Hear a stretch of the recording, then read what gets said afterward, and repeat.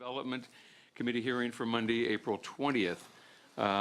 Welcome. There are no bills proposed for consent today, and we will be hearing all 6 bills before us. The first bill today, and we will begin as a subcommittee, since we don't have a quorum established yet. We will move to item number 2, SB 284, Senator Cannella. Thank you, Mr. Chairman. Members, I'm here to present SB 284, which will remove, in its original form, remove the sunset date by Senator Alex Padilla, allowing engineers and land surveyors to continue to form limited liability partnerships. 3.4 million California small businesses account for 99% of the state's employers and employ 52% of the workforce. Small business owners know their business best and should have every tool available for them to be successful. Engineers and land surveyors are the foundation for business growth in California and have been recognized for their contributions to our state recently with our resolutions. Extending the same flexibility to form limited liability partnerships as architects will allow engineers and land surveyors to continue to contribute to business and job growth in our state. I will accept the committee amendments and instead of removing the sunset, just extend it for 5 years. And also, if we're concerned about limited liability for professionals, I'm a professional engineer, and when I stamp a drawing, I accept all the responsibility. It doesn't matter what kind of company I have, I'm responsible for that. So this is not to skirt any responsibility. So with that, I'd like to turn it over to the American Council of Engineering Companies as the sponsor. Thank you, Senator. Thank you, members. I'm Kelly Garman. I'm with the American Council of Engineering Companies of California. We represent over 800 private engineering and land surveying firms. We just think SB 284 is a good business bill. Like the Senator said, we want to provide every tool that we can for businesses. We want to give them the opportunity and the flexibility to structure the business as they want and they think is best. We think providing options for businesses makes sense, and we ask for your aye vote. Very good, thank you. Other witnesses in support? Good afternoon. Hi, thank you, Mr. Chair. Don Chinsky on behalf of the Structural Engineers Association of California, pleased to support. Thank you very much. Other witnesses in support?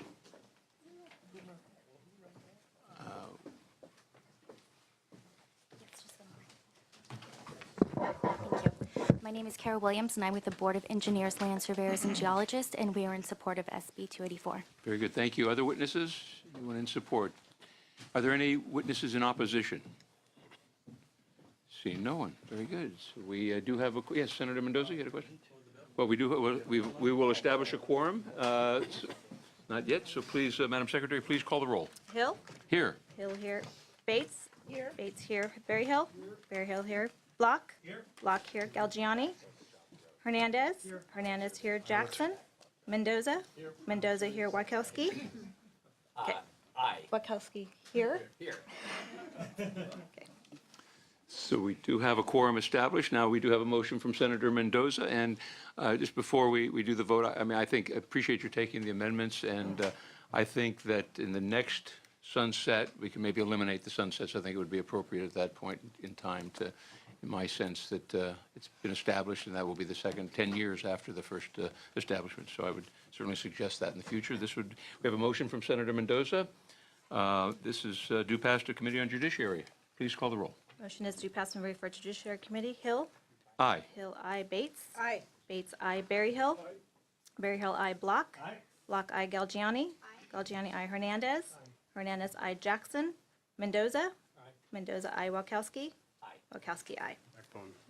Thank you. 8 votes. That bill has 8 votes. It's out. We'll hold the roll open. I'm sorry?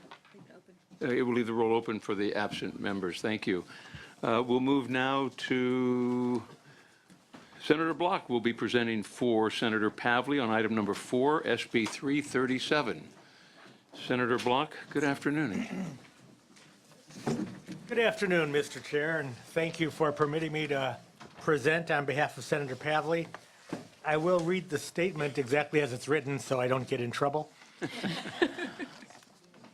Chair and members of the committee, I would like to present SB 337 on behalf of Senator Pavley. SB 337 provides flexibility in the documentation of the supervision relationship between physicians and physician assistants. The Patient Protection and Affordable Care Act resulted in millions of additional people seeking health care services in California. This increase has created an even greater need for high-quality, efficient care across all medical settings. This is especially true for the practice of physician assistants, who are authorized to provide exams, diagnose, and treat illness, and who prescribe medications, all under the supervision of a physician. While the intensity and utilization of the healthcare system has increased over the past decade, the laws have not kept up. Documentation of supervision of PAs is still largely based on a paper records review system. SB 337 considers the growing integration of practice settings and the implementation of electronic medical records to update the methods for documentation of the supervision of PAs. First, the bill continues existing law, which requires physicians to co-sign 5% of medical charts. SB 337 adds the option for physician and PAs to meet 10 times per year for a medical record review meeting where the physician PA review cases. Or the physician and PA can do a combination of review and documentation methods established by the supervising physician. These new options will strengthen the team-based approach by encouraging more active discussion during the records review. And I might add, it's always under the supervision of a physician. It's the supervising physician's call which method to use. SB 337 also addresses an issue of more recent concern. Currently, for Schedule II drugs, physicians are required to sign 100% of the prescriptions within 7 days. Last year, the federal government reclassified all hydrocodone pain medications from Schedule III to Schedule II. This has created a significant administrative burden when these medications are prescribed by a PA. SB 337 would allow a physician to co-sign a minimum of 20% of Schedule II prescriptions if the physician assistant completes a controlled substances course. The supervising physician may require a higher percentage of co-signatures on Schedule II medications in the delegation services agreement. Again, this is at the call of the supervising physician. SB 337 increases the option for documenting supervision between a supervising physician and a PA and allows for greater flexibility at the practice level to reflect current models of team-based care. It does not dilute the supervision of the PA by the physician. The supervision requirements in the supervision agreement can go above the requirements of law and often do when a PA-physician relationship is established. Here with me to testify in support and answer any questions you may have is Jeremy Adler, a physician assistant from San Diego, and Catherine Scott, representing the California Academy of Physician Assistants. Good. Thank you, Senator Block. You read that very well for Senator Pavley. We'll let her know. You did a good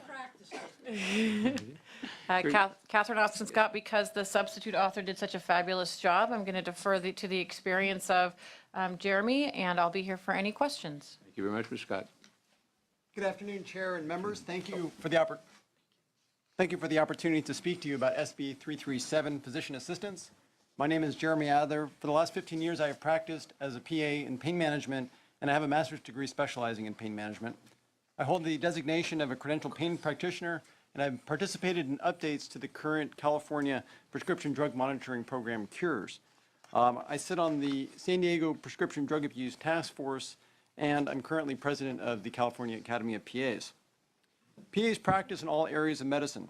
At our professional core, we embrace team-based healthcare and have very close and formal relationships with physicians. In California, PAs are required to have physician supervision. Nothing in SB 337 changes anything related to this supervision requirement. So why is this bill needed? Healthcare is changing, and in order to deliver increased access to high-quality healthcare, the system needs updating. Long ago, when medical records were only paper, California adopted chart co-signature as the only way a physician could document they have met their supervision requirement. Today, more than ever before, a focus on innovation, technology, and novel ways of delivering care to patients means the existing one-size-fits-all approach no longer makes sense for every practice in every setting. In my practice, for example, we have 2 physicians and 3 PAs providing services in 2 outpatient clinics, a freestanding surgical center, and 2 hospitals. Team-based care happens in real time, and PAs are trained from day one how to optimally be team members. Physician supervision is not the same as a co-signature. A co-signature happens at some point later in time after the care is delivered and does not reflect the interactive relationship between PAs and physicians. In our practice to provide the best care, we have adopted medical records review meetings in which all 5 of us providers meet for 2 hours every week to review cases, discuss best practices, and develop consensus for treating our complex patients. Despite the depth and meaningfulness of these meetings and the requirement to supervise and accept responsibility for my care, my supervising physician has no other option than to co-sign the same number of charts as my first day in practice over 15 years ago. In summary, SB 337 will enable flexibility in how physicians document the requirement of PA supervision without changing the mandate to supervise. This flexibility encourages and enhances team-based care for the ultimate benefit of our patients. Thank you for your time, and I'd be happy to answer any questions. Thank you very much. Are there other witnesses in support?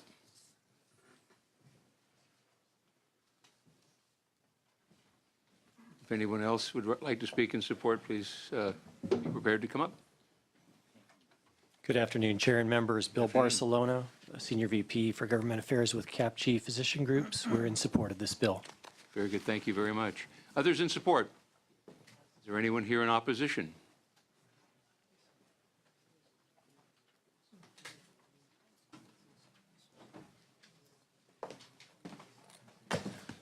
Thank you. Juan Thomas, California Medical Association. Mr. Chair, we're not in opposed. We had to adopt an opposed unless amended position. I want to thank the author and the sponsors. We've been having some productive conversations. I think we're there on the number of medical records review meetings during the year. We're continuing to have conversations about the percentage of the prescriptions that need to be reviewed, but we're very confident that we'll be able to get there. And again, I want to thank the author and the sponsors for having the conversations. Thank you, Mr. Thomas. I notice there is none on file. You did not send a letter? We've been negotiating in good faith, and we're confident that we'll get there. Very good. Thank you very much. Others in opposition? See no one. Questions of the author or his witnesses? See none. This would be, yes, I'm sorry, Senator Jackson. Thank you. I have a painful question to ask, yes. I hope so. Well, no, this is a real quandary for me, this whole area of physician's assistants and others, nurse practitioners. I totally understand the need for, we've got to do something to provide health care to the millions of people who are now qualified to get it. Of course, we care for them anyway, but it's usually in an emergency room setting, which is a really dumb place, but unless you really need it. But so that being said, and I know I've talked to Senator Hernandez about this, so I'm going to throw this out to you folks and get your thoughts, if I might.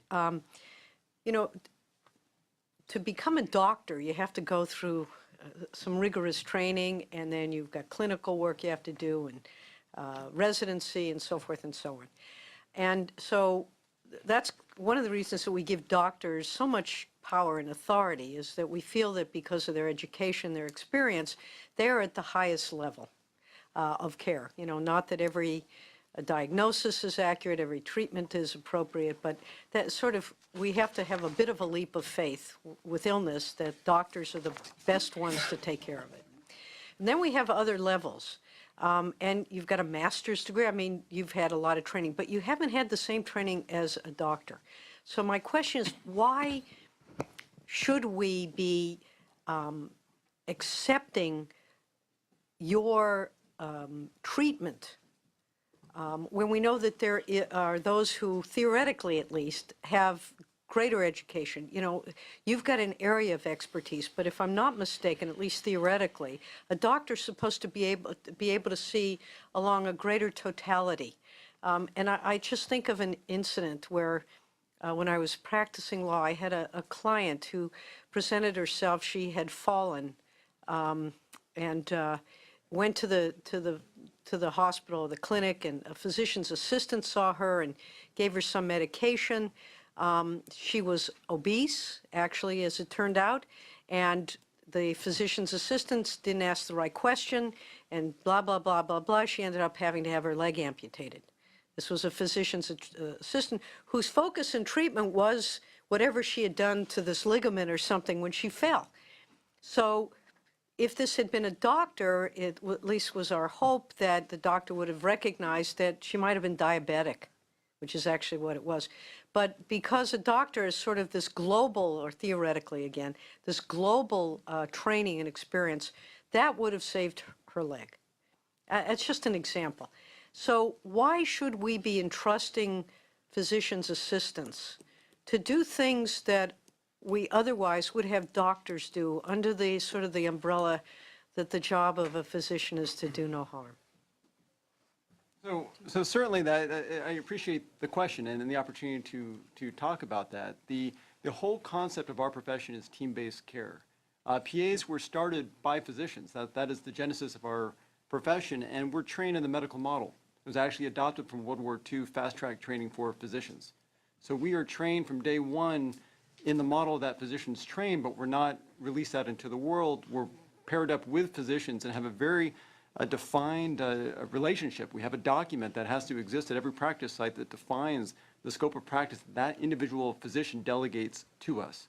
So by virtue of our license, we're not out there practicing, we're working with a team. That is the concept. And the goal really is to try to expand and increase access. And certainly there are outcomes like you decide across all of the health professions. That's not unique to any one in particular. And the goal of our training programs is to teach PAs when they reach that point where they need at that point in time to work with their physicians, and their physicians are actively involved in their in the care that they provide. So they are actively involved. Absolutely. And how do you define that active involvement?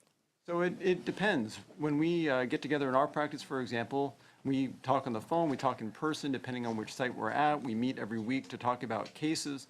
We review best practices. We try to standardize the approach. We have protocols that are written to define how we're going to address individual patients.